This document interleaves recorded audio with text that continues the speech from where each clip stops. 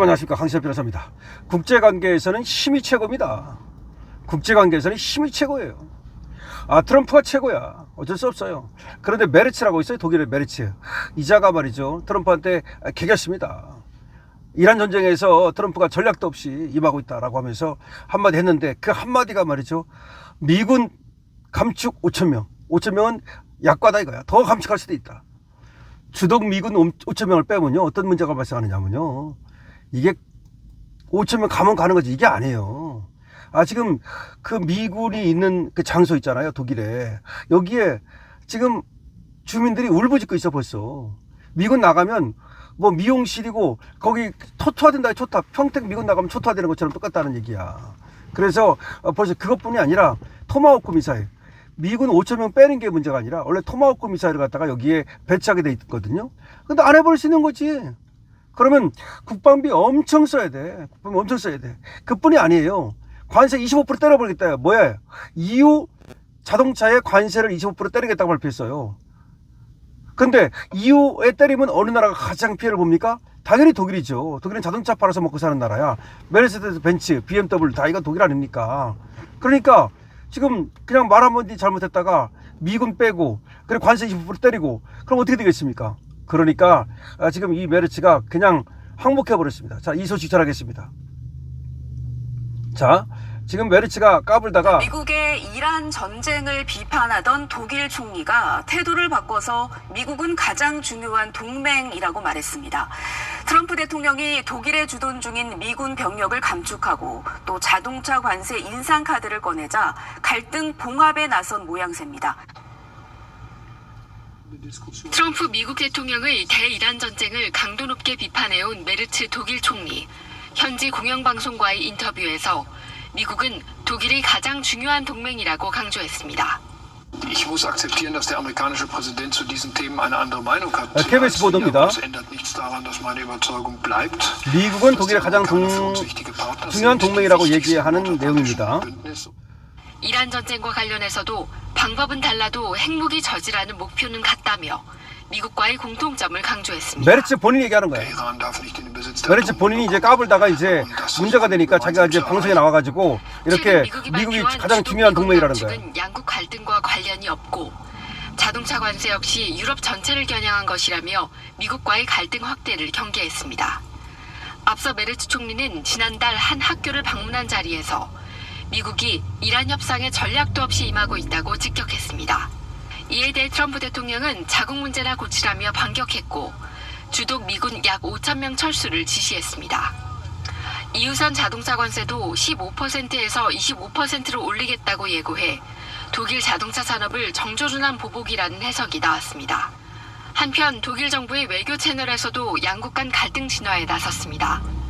독일 외무장관은 미국과 독일은 동일한 목표를 공유한다며 대서양 동맹 복원을 위한 메시지를 잇따라 내고 있습니다.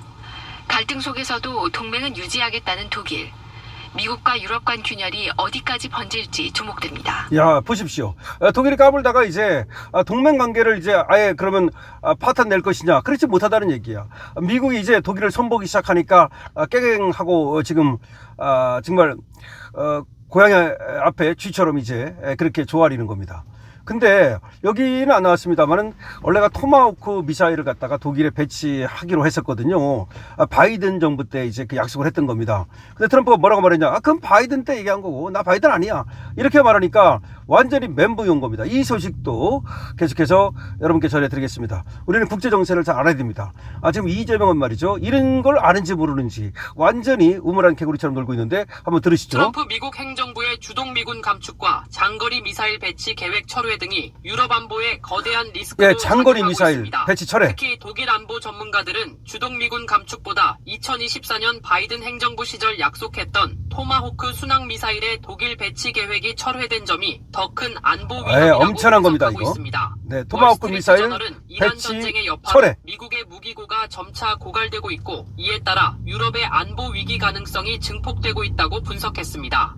앞서 2024년 미국과 독일은 러시아의 우크라이나 침공 이후 나토에 대한 러시아의 공격 억제를 위해 토마호크 순항 미사일과 다크 이글 극초음속 미사일 부대를 올해부터 독일에 배치하기로 합의했습니다. 독일은 영국과 함께 개발 중인 장거리 미사일이 완성될 때까지 미국산 미사일로 유럽 영공을 방어할 계획이었지만 이번 결정으로 전력 운용에 차질이 불가피해질 것으로 보입니다. 지금 독일은 멘붕 상태가 오고 있습니다. 오죽하면 메르츠 총리가 방송에 나가서 인터뷰를 통해서 미국은 가장 중요한 동맹이다라고 얘기를 하겠습니까? 지금 토마호크 미사일을 바이든 때 독일에 배치하기로 했었는데 이거를 철회하겠다는 얘기까지도 나오니까 이제 독일에서 미군 5,000명 정도 빼는 거 그 정도는 우리도 뭐 준비하고 있다라고 그렇게 배짱을 내밀다가 이제 완전히 태세를 돌변해서 미국의 객에 빌고 있는 겁니다. 특히 지금 독일에서 미군을 뺀다는 것이 독일에만 충격을 준 것이 아니고 유럽 전역에 충격을 주고 있습니다. 여러분 말이죠. 지금 예를 들어서 러시아하고 전쟁이 붙었다. 그럴 경우에 지금 방어를 할 수 있는 방어망 자체가 거의 없습니다. 그리고 또 공격을 할 수 있는 미사일 체제라든가 이런 것들이 거의 많이 부족하거나 거의 없습니다. 그래가지고 토마호크 미사일을 배치를 하려고 했던 겁니다. 그런데 이게 안 되면 말이죠. 당장 방어에 이 구멍이 생깁니다. 이 나토라고 하는 게 트럼프가 얘기하는 것처럼 거의 종이 호랑이거든요. 여러분 지금 독일이라는 나라도 자동차 빼놓으면 아무것도 나띵입니다. 왜 그러냐? 얘들이 아주 그 뭐 녹색 성장이다 이런 어떤 그 좌파적 색채에 빠져가지고 독일도 좌파 쪽으로 갔었거든요. 그러다 보니까 원자 발전이라든가 원자력이라든가 이런 것들을 모두 없애버렸어요. 원자력 발전을 그냥 제로로 만들고 뭐 그린 녹색 어쩌고 하다가 나라가 말이죠. 지금 전기도 부족할 판이에요. 자동차 빼놓으면 뭐가 있습니까? 예를 배를 만들기로 합니까? 예를 들어서 뭐 반도체가 있기로 합니까? 물론 뭐 칼 잘 만들고 이런 중소기업 강하고 그런 건 있지만 전 세계적으로 지금 독일이 그렇게 경제 상황이 아주 좋은 편은 못 된다 이 말입니다. 한때는 독일이 뭐 경제 대국, 미국에 이어서 2위, 일본하고 이렇게 다투던 때도 있었지만 지금은 그렇지가 못하다는 겁니다. 프랑스는 말할 것도 없고요. 프랑스는 좀 돈이 없어가지고 매일같이 뭐 시위하고 거의 이거는 뭐 무너져가는 나라고. 스페인도 거의 무너져가는 나라고, 영국도 사실은 뭐 금융으로 좀 먹고 사는 거지만 옛날에 비하면 뭐 이건 뭐 역시 종이 호랑이에 불과하고, 사실 다 합쳐봤자 지금 유럽의 나토 회원국이 27개국이거든요. 이걸 다 합쳐봤자 미국 경제력의 3분의 2밖에 안 된다. 과거에는 그래도 다 합치면은 미국하고 좀 그래도 피카피카하다 이런 얘기가 있었는데 지금은 상대가 되지 않습니다. 더구나 군사력도 마찬가지고요. 그런데도 불구하고 메르츠가 트럼프한테 뭐 할 말 한다 이런 스탠스를 견지했다가 결과적으로 이제는 멘붕이 왔다 이런 얘기입니다.